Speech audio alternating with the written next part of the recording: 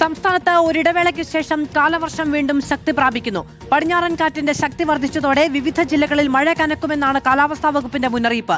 തൃശൂരിൽ അതിശക്തമായ മഴയ്ക്ക് സാധ്യത കണക്കിലെടുത്ത് ഓറഞ്ച് അലർട്ട് പ്രഖ്യാപിച്ചിട്ടുണ്ട്.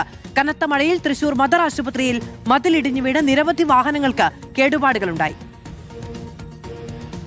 സംസ്ഥാനത്ത് വീണ്ടും മഴ സജീവമാകുകയാണ്. പടിഞ്ഞാറൻ കാറ്റിന്റെ ശക്തി വർദ്ധിച്ചതോടെയാണ് വിവിധ ജില്ലകളിൽ മഴ കനക്കുമെന്ന് കാലാവസ്ഥാ വകുപ്പ് അറിയിച്ചിരിക്കുന്നത്. തൃശൂർ ജില്ലയിൽ അതിശക്തമായ മഴയ്ക്കുള്ള സാധ്യതയെ തുടർന്ന് ഓറഞ്ച് അലർട്ട് പ്രഖ്യാപിച്ചു. പത്തനംതിട്ട, കോട്ടയം, എറണാകുളം, ഇടുക്കി, പാലക്കാട്, മലപ്പുറം, കോഴിക്കോട്, വയനാട്, കണ്ണൂർ, കാസർഗോഡ് ജില്ലകളിൽ ഇന്ന് യെല്ലോ അലർട്ടും നൽകിയിട്ടുണ്ട്. നാളെയും മഴ തുടരാനാണ് സാധ്യത. മലപ്പുറം, കോഴിക്കോട്, കണ്ണൂർ, കാസർഗോഡ് ജില്ലകളിൽ നാളെ യെല്ലോ അലർട്ട് പ്രഖ്യാപിച്ചിട്ടുണ്ട്. ഇടിമിന്നലോട് കൂടിയ ശക്തമായ മഴയ്ക്കും മണിക്കൂറിൽ 40 മുതൽ 50 കിലോമീറ്റർ വരെ വേഗത്തിൽ കാറ്റിനും സാധ്യതയുള്ളതിനാൽ ജാഗ്രത പാലിക്കണമെന്നാണ് നിർദ്ദേശം.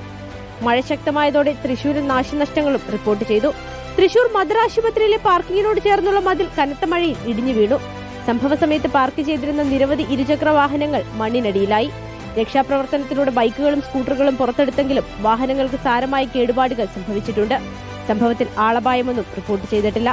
റിപ്പോർട്ടർ തിരുവനന്തപുരം.